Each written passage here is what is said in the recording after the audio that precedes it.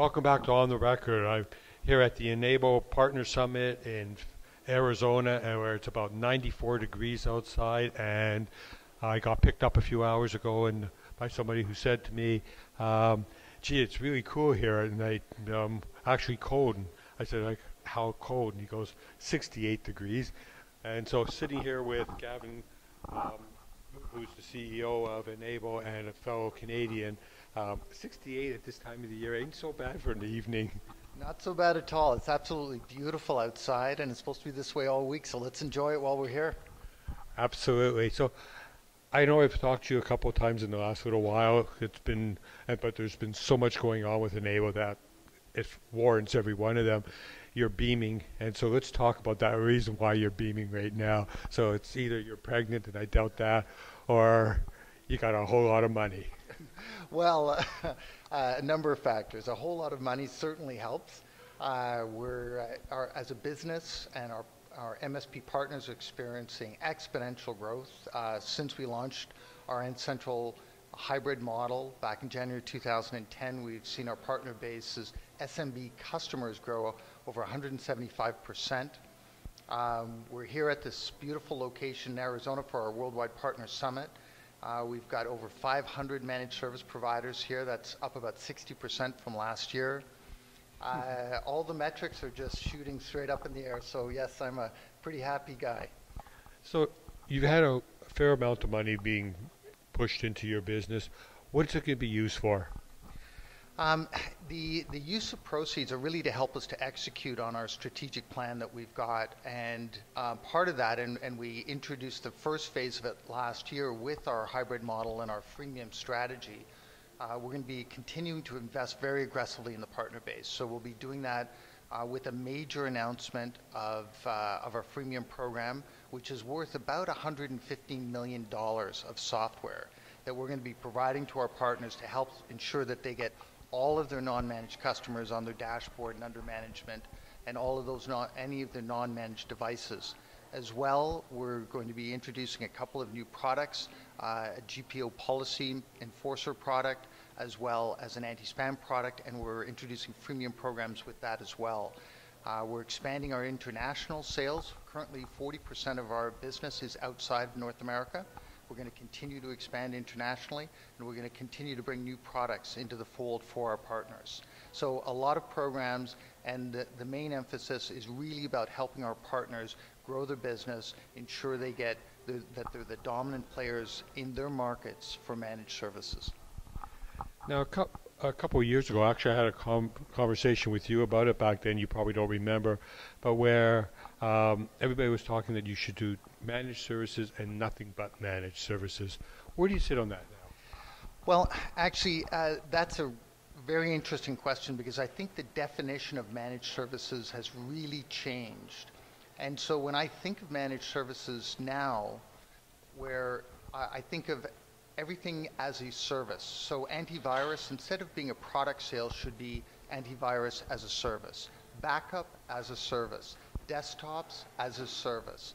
So when you think of it that way, it's not about necessarily having an all-you-can-eat contract for your customer about their whole IT environment, but it's understanding what are their business needs, what are their goals and objectives, and how do you help IT align with those goals and objectives and deliver the managed services that are important for them, whether they're on-premise or they're cloud. But the first step is you've got to go out there, you've got to get all that customer's IT asset information, warranty information on your dashboard, provide them reports, show them where they have problems, and then you can upsell and cross-sell them more services. And that's the key that we're trying to emphasize.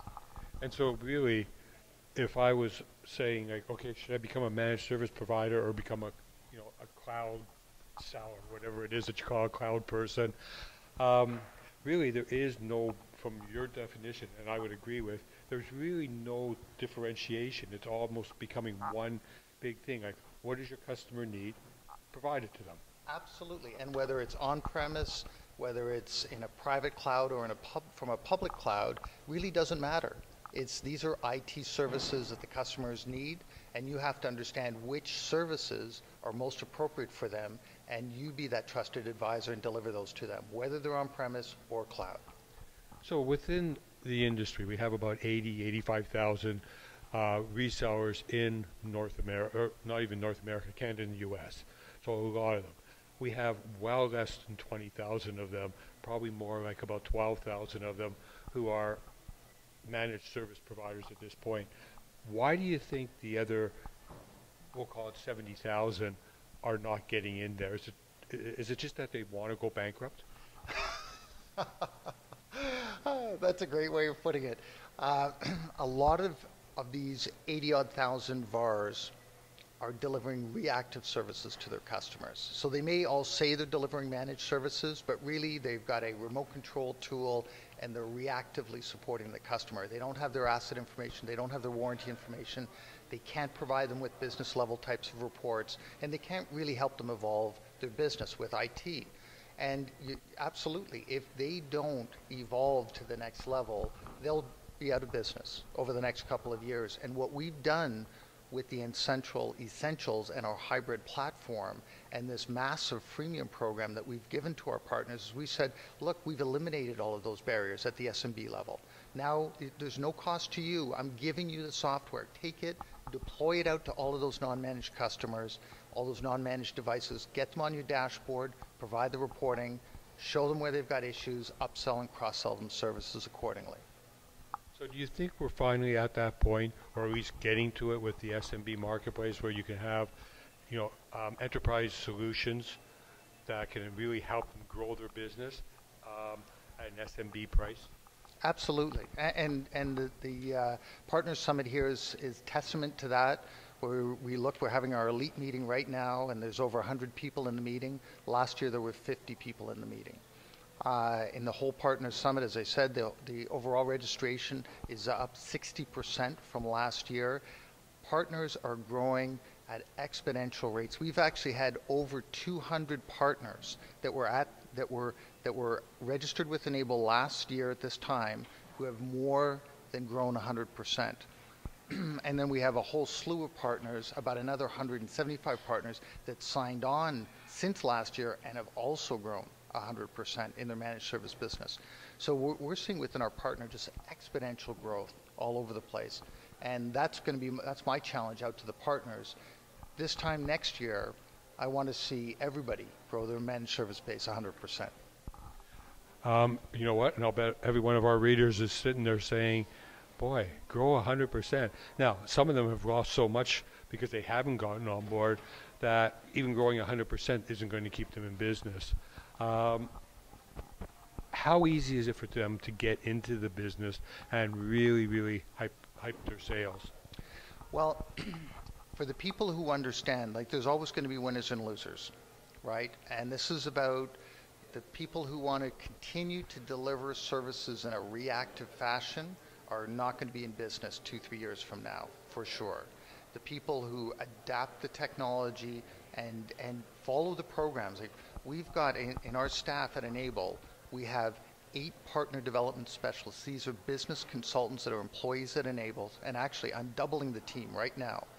So we're literally doubling the number of partner development specialists that we have that work with the partners to help them develop their sales, their marketing, their business programs so that they can evolve their business. Because there is no silver bullet, right? The technology alone won't do it. You need the sales and marketing programs.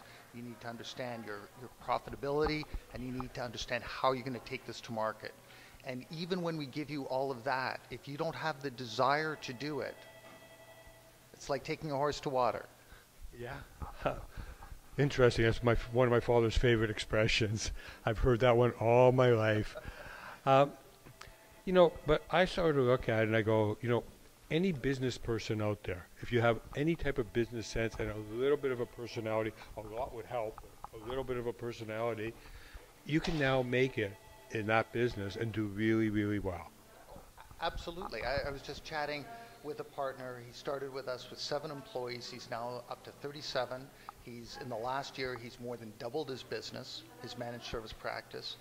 And it's not because he's particularly sophisticated or fantastic salesperson. He's just adopted our methodologies and processes to go out and win new customers and then upsell and cross-sell more services. We have another partner, a small company, 10 employees, started off last year with 55 managed customers, small businesses. By the end of last year, he was up to 155. He's now up to 310 managed customers.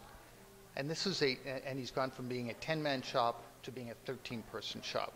So again, not a rocket scientist. No, but that's a really interesting point. Sorry to cut you off on it, but the fact is that when you're selling hardware and you're going out there and you have to service and support it and drive out there and drive back there and live there, first of all, you lose your life, Yes. you know, because you're always fighting fires.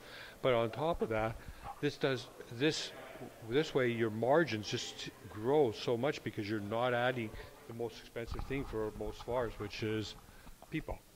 HR You know, is the number one cost. and you're not taking it away at the very beginning, but as soon as they start getting any type of sales coming in, that's what's happening. Absolutely, and what's really exciting also about the product releases that are coming out, is with our new advanced automation manager and all of the automation that we've built in our N Central 8.0 series. Our view is that technicians are going to be able to double the number of devices they manage on a per technician basis. So again, as we're helping them grow their number of managed customers, we're also reducing their cost per customer to manage those. So I'm going to ask you a really strange question, but in all your years, so you've been doing this since 2000? Started the company in March of 2000, yes. Okay, so roughly 11 and a half years later, during that period of time, were there not times where you thought to yourself, why am I selling this to all of them? Why don't I just go out and start my own company and make a ton of money? I scratch my head all the time when I look at some of the people's businesses who just can't make it to the next level. But I love the leverageability of our business and our channel. And to be honest with you, what makes me the most excited is when I see partners go from a 2% margin business to a 20 to 25% profit business.